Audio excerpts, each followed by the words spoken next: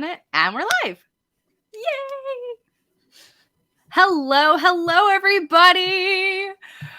Oh my goodness. Okay, so good morning, guys. Happy whatever day of the week this is. I've lost track completely. I am joined today by the lovely and crazy intelligent Liz Wilcox. I am so thankful for you being here today. Yeah, thank you so much. And thank you for calling me intelligent. That made me feel really good this morning. I used to be a blogger, and my first product was, no joke, like a book about poop.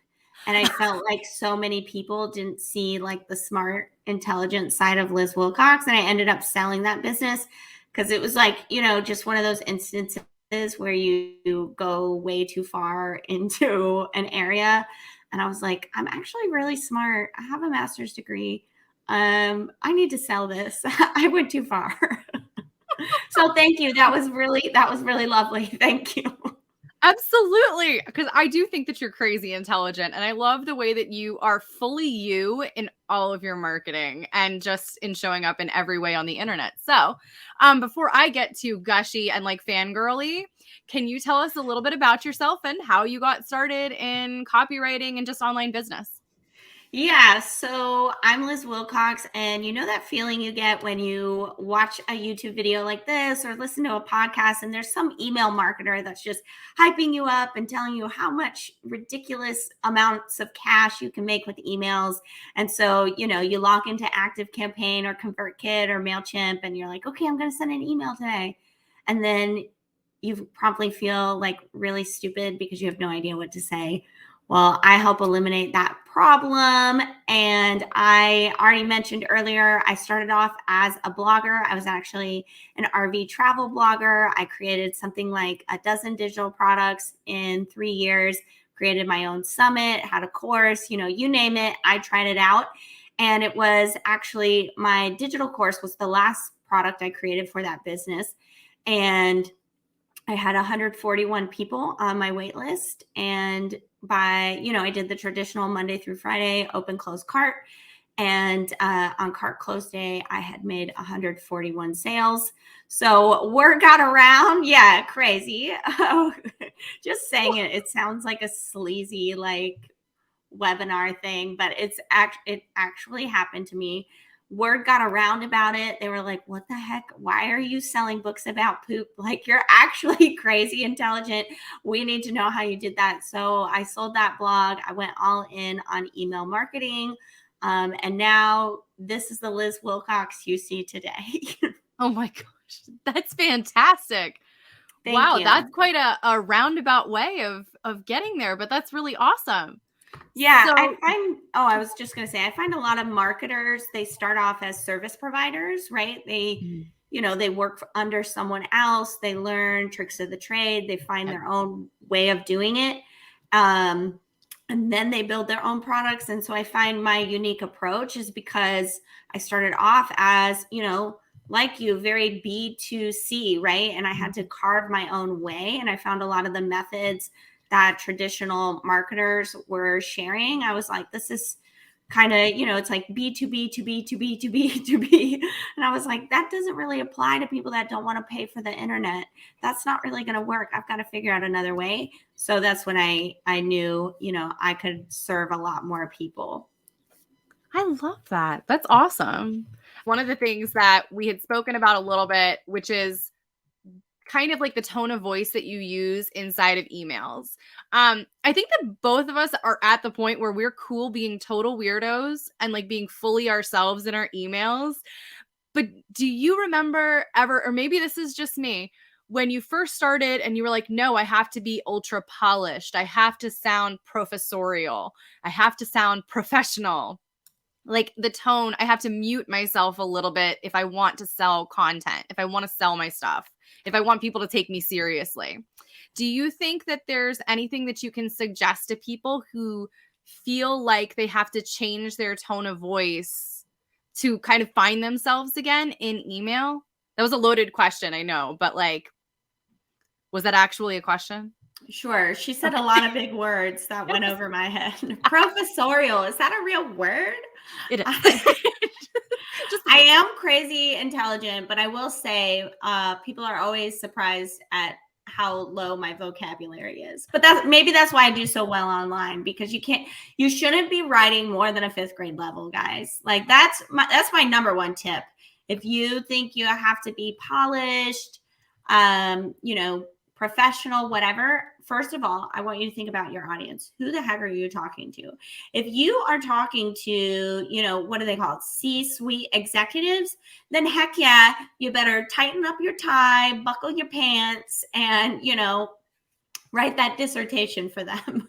But, if you're just a regular old Joe or Jane, you've got that chicken blog or, that jewelry shop, or you sell printables. I want you to be yourself.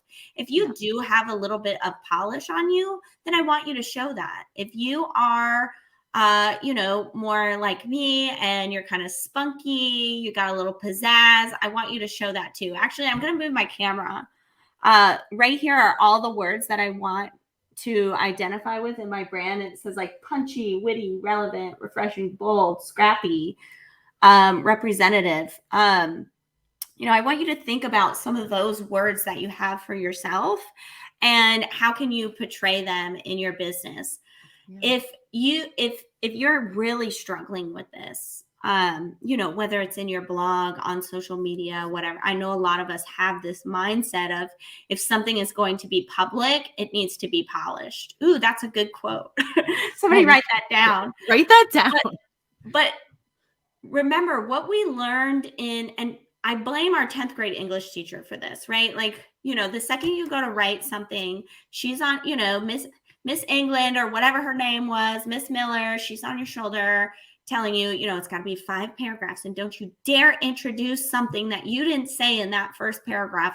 And your conclusion better basically just be a summation of this. And, there's got to be segues, and don't do this and don't do that. I want you to throw, just go like that. Ding, like just get her off your shoulder, because that is not how people read online. Think about it like this. I don't have my phone on me. But, if I grab my phone, here, let's just use the mouse. I'm doing this number, right? I'm not actually reading. I'm skimming, I'm scanning, I'm looking for the best parts.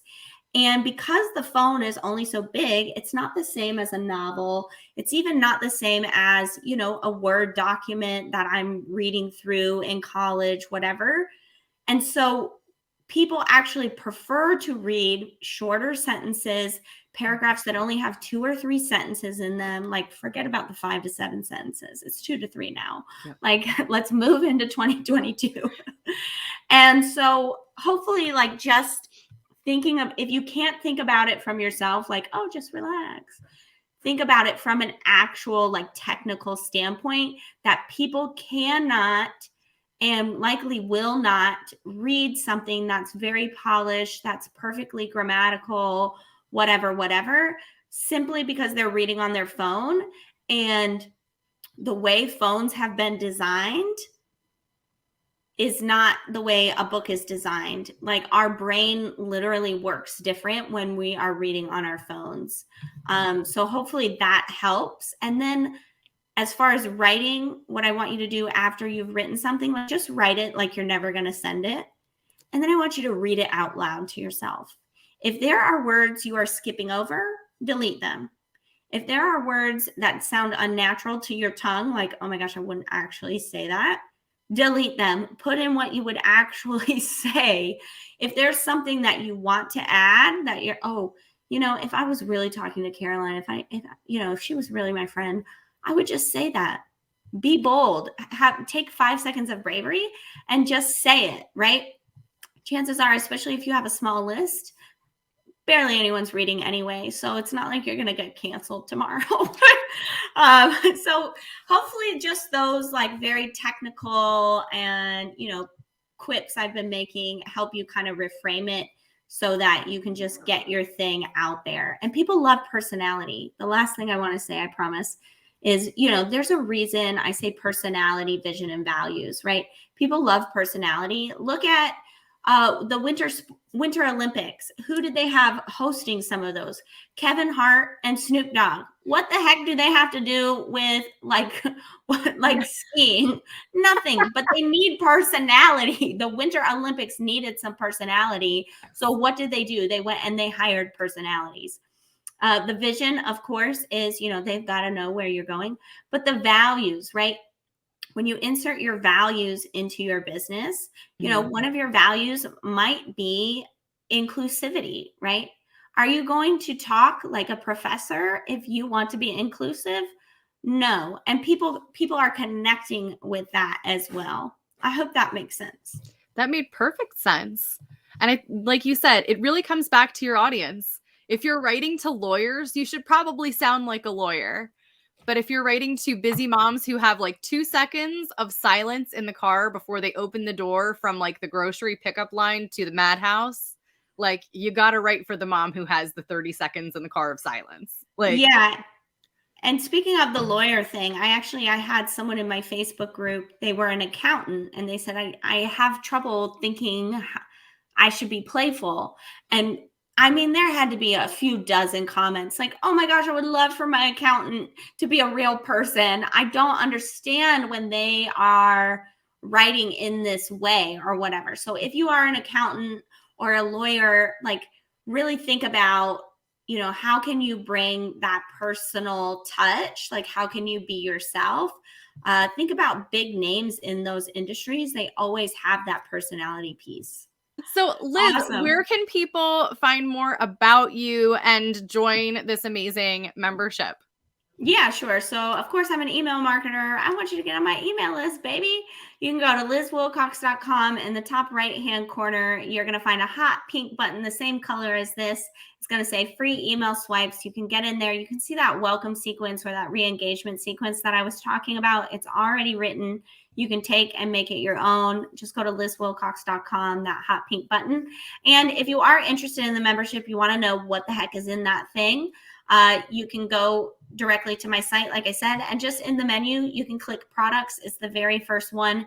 It's going to give you a breakdown on that. And for $9 a month, you might as well just try it out. I send you an email newsletter every single week, a template, so you can, again, take and make it your own. And you really have no excuse not to write your newsletter because I write it for you every single week.